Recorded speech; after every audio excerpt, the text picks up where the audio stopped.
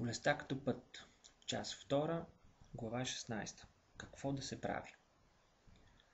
Всички сложни проблеми на хората могат да бъдат решени, ако те осъзнаят едно единствено нещо и направят следното: да опознаят самите себе си. Който веднъж схване, че човекът е един микрокосмос, постепенно престава да се страхува и да открива всички принципи също и у себе си.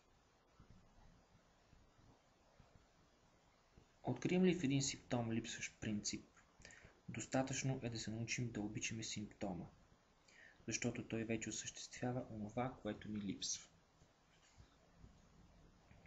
Единственият емпиричният смисъл на нашето прераждане е осъзнаването. Осъзнаването е целта на нашето битие. На тази цел служи цялата Вселена.